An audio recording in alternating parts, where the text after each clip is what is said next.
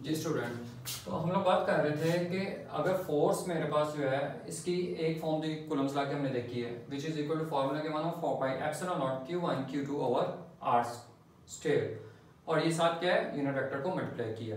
मैं अब ये बात कर रहा था कि अगर हम यूनिट वेक्टर को देखते हैं कि what is unit vector. Unit vector क्या होता है? अगर मेरे पास एक वेक्टर है a, ये एक वेक्टर है, ठीक है, इसको मैंने a कह ली। इस वेक्टर के मैग्नीट्यूड है मेरे पास टोटल 10। तो अगर मैं इसको 10 हिस्सों में तकसीम कर दूं, ठीक है जी, ये मैंने इसको 10 हिस्सों में अगर मैं इसको डिवाइड कर दूं, तो इसका जो एक मेरे पास है, कोई सा भी आप ले लें, ये वाला पार्ट ले लें, ये पार्ट ले लें, किसी भी चीज को पार्ट ले लें, इस एक पार्ट को, ये जो एक छोटा सा मैंने पार्ट लिया है या ये वाला एक पार्ट लिया है, इसको मैं क्या कहूंगा? यूनिट वेक्टर कहूंगा उसका। किसका वेक्टर है ये? इस पूरे कंप्लीट एक वेक्टर का ये छोटा सा जो एक हिस्सा है, वन मैग्नीट्यूड है जिसका, इसको मैं कहूंगा उसका यूनिट वेक्टर कहूंगा। इसकी डायरेक्शन सेम वही होगी जो पूरे वेक्टर की डायरेक्शन होगी। अगर मैं इसको लिखना चाहूँ तो ए यूनिट वेक्टर बराबर होता है मेरे पास कंप्लीट वेक्टर, ये पूरे का पूरा ए वेक्टर, डिवाइड कर देता हूँ उस वेक्टर के मैग्नीट्यूड से, उस वेक्टर के मैग्नीट्यूड से, तो मुझे जो वेक्टर मिलेगा उसको हम क्या कहेंगे? यूनिट वेक्टर कहेंगे। ठीक है, तो यहाँ पर क्या है? ये यूनिट वेक्टर है आपके पास। अब इस यूनिट वेक्टर को हम लोग थोड़ा सा देख लेते हैं कि इसको कूलम्स लॉ की चेंज करते हैं, डिफरेंट फॉर्म निकालते हैं कि किस तरह से। इधर देखें, अगर मेरे पास a12 ये है एक unit vector which is equal to r का जो है मेरे पास कंप्लीट वेक्टर, और उसका क्या होगा मेरे पास? मैग्नीट्यूड। ठीक है, r12 का क्या है मेरे पास? उसका मैग्नीट्यूड। ये कंप्लीट वेक्टर आ गया मेरे पास उसका, और ये इसका क्या आ गया मेरे पास? मैग्नीट्यूड। तो r यूनिट वेक्टर जो है मेरे पास ये इसके बराबर है, और अगर मैं इसको साथ मल्टीप्लाई कर दूं r12, देखें ये इसके साथ मैग्नीट्यूड के साथ मैंने इसको मल्टीप्लाई कर दिया है, किसको? यूनिट वेक्टर को मैग्नीट्यूड के साथ अगर मैंने इसको मल्टीप्लाई किया है तो ये मुझे एक कंप्लीट वेक्टर देता है। ठीक है, अब मैं इसकी वैल्यू यहाँ पर पुट करके देखें, f12 बराबर हो जाएगा 1 over 4 pi epsilon not q1 q2 over r12 का स्क्वायर। अब यहाँ पर इस यूनिट वेक्टर की क्या वैल्यू है मेरे पास? ये वैल्यू है, यानी कि complete vector divided by r12 आपके पास आ जाएगा, इसका मैग्नीट्यूड। तो अगर मैं इसको और स्पेसिफाई फॉर्म में लिखूं, इसको मैं लिख देता हूँ q1 q2 ओवर r12 का q इंटू r12 का कंप्लीट वेक्टर। अब ये क्या मेरे पास? ये क्या मेरे पास? मैग्नीट्यूड है। लेकिन अगर मैं इसको इस तरह से लिखूं, देखें, अगर मेरे पास आपके पास लिखा हो इस तरह से और आपके पास लिखा हो इस तरह से, अब लिखा हो, इन दोनों में क्या फर्क है? इन दोनों में एक बड़ा सिंपल सा डिफरेंस है। ये मैं बात कर रहा हूं किसी मैग्नीट्यूड के क्यूब के बारे में, और ये मैं क्या बात कर रहा हूं कि किसी वेक्टर है, ये वेक्टर क्वांटिटी, इसकी डायरेक्शन भी है, लेकिन मैं उसकी डायरेक्शन को निगलेक्ट करके ओनली मैग्नीट्यूड की बात कर रहा हूं, तो फिर मैं ये दो लाइंस को यहाँ पर मोड को यूज करता हूँ। बात समझ आ गई? यहाँ पर इसकी डायरेक्शन नहीं है, ये जस्ट आर क्यूब मैंने लिखा हुआ है। ठीक है जी, ये शो नहीं करता कि इसकी डायरेक्शन भी है, लेकिन अगर मैं यहाँ पर ये चीज लगा दूं और साथ ये वेक्टर ले लूं, तो ये चीज कंफर्म्ड है कि ये एक वेक्टर क्वांटिटी है जिसकी डायरेक्शन और मैग्नीट्यूड दोनों है।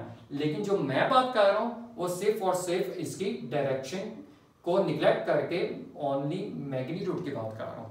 ठीक है, तो है ये वेक्टर क्वांटिटी, लेकिन मैं उसकी सिर्फ क्या बात कर रहा हूँ? ओनली डायरेक्शन की बात नहीं कर रहा, बल्कि मैग्नीट्यूड की बात कर रहा हूँ। ठीक है, अब देखें, यहाँ पर हमने ये फाइंड कर लिया। अब ये मेरे पास एक कूलम्स लॉ का जो है एक और फार्मूला हो गया, इन डिफरेंट शक्ल में आपके पास आ गया। यहाँ पर आपके पास कंप्लीट वेक्टर है और साथ में क्या है? मैग्नीट्यूड है उसका। यहाँ पर आपके पास क्या था? यूनिट वेक्टर था आपके पास। ठीक है जी, तो अगर आपको वेक्टर गिवन हो 4i + 3j अगर गिवन हो, तो आप कौन सा फार्मूला यूज करेंगे? ये वाला फार्मूला यूज कर लेंगे। ठीक है, आप उस फार्मूले से आप उसका यूनिट वेक्टर निकाल के आप ये वाला फार्मूला भी यूज कर सकते हैं। ठीक है, और इसके अलावा अगर आपके पास कोई परमिटिवली इन फ्री स्पेस की बजाय मीडियम में दिया हो, ठीक है, या आपको रिलेटिव परमिटिविटी दी हो, या मीडियम की वैल्यू फाइंड करनी हो लेकिन आपको मीडियम ना दिया हो, तो फिर हम कैसे फाइंड कर लेंगे? हमने अभी फार्मूला पढ़ा था, ई आर जो है आपके पास E M over E naught के बराबर होता है। तो ई एम यानी कि एप्सिलॉन जो है इन मीडियम जो है वो बराबर किसके होगा? आपके पास रिलेटिव परमिटिविटी और परमिटिविटी इन फ्री स्पेस के प्रोडक्ट के बराबर होगा। तो ये वैल्यू मैं जो है, अगर मेरे पास फोर्स है इन मीडियम के अंदर है 1/4 पाई एप्सिलॉन, इन मीडियम में आगे Q1 Q2 ओवर R का स्क्वायर और यूनिट वेक्टर। अगर मैं यहाँ पर इसकी जगह पे ये वैल्यू पुट कर दूँ तो मेरे पास ये फोर्स बन जाती है which is equal to 1/4 pi in epsilon in free space और relative permittivity Q1 Q2 over R का स्क्वायर इनटू R। ठीक है जी, ये आपके पास बन जाती है। तो ये हम एक न्यू फार्मूला आपके पास आ गया। ठीक है, तो हमारे पास डिफरेंट फॉर्म्स हैं फोर्स को कैलकुलेट करने के लिए बिटवीन द टू चार्जेस। किसी भी तरीके से हम लोग कैलकुलेट कर सकते हैं। अगर हमारे पास कंप्लीट वेक्टर दिया हुआ है तो हम ये वाला फार्मूला लगा सकते हैं, अगर हमारे पास यूनिट वेक्टर दिया है तो हम ये वाला फार्मूला यूज कर सकते हैं, और अगर हमारे पास जो परमिटिविटी इन हमारे पास free space and relative permittivity की वैल्यू दी है तो हम ये यूज कर सकते हैं। इन मीडियम में होगा तो हम लोग फिर मीडियम वाला फार्मूला यूज कर सकते हैं। तो हमारे पास डिफरेंट फॉर्मूलेस आ गए कूलम्ब्स लॉ को आगे स्टडी करने के लिए। ठीक है जी, तो ये एक दफा मैं सारी चीजें दोबारा से रिपीट कर देता हूँ ताकि आप रिवीजन भी हो जाए।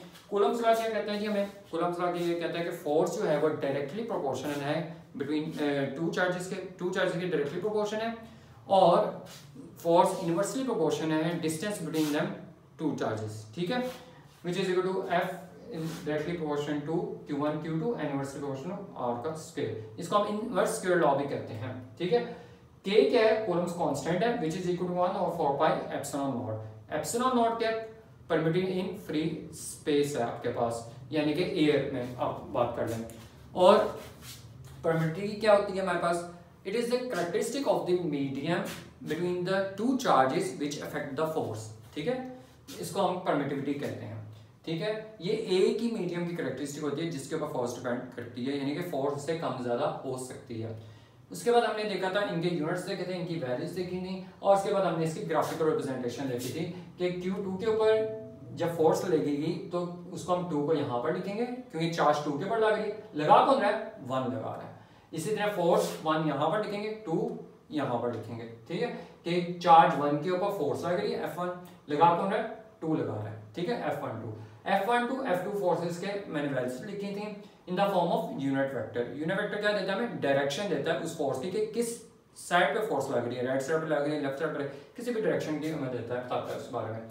और उसके बाद हमने स्टडी किया था आगे कि फोर्स F1 टू F21 कभी भी इक्वल नहीं होते हैं क्योंकि इन दोनों की डायरेक्शन क्या होती है, ऑपोजिट होती है। अगर मुझे इसको इक्वल करना है तो माइनस का साइन साथ लगा दूंगा क्योंकि बेसिकली यूनिट वेक्टर है ना दोनों, तो दोनों का मैग्नीट्यूड क्या है, 1 है। अगर इसका भी मैग्नीट्यूड 1 है और इसका भी मैग्नीट्यूड 1 है तो इसको मैंने इसके इक्वल करना है तो इसको यहाँ से ऑपोजिट करूंगा। ठीक है, तो तभी इक्वल हो सकता है। तो इसकी डायरेक्शन ऑपोजिट करूंगा तो माइनस साइन लग जाएगा आपके पास, तो इसका माइनस साइन हमने यहाँ पर इसका यूज किया। उसके बाद फोर्स के मैंने डिफरेंट फॉर्मूले आपको बताए हैं। ठीक है जी, तो अब हम नेक्स्ट टॉपिक में फिर हम आगे चलेंगे।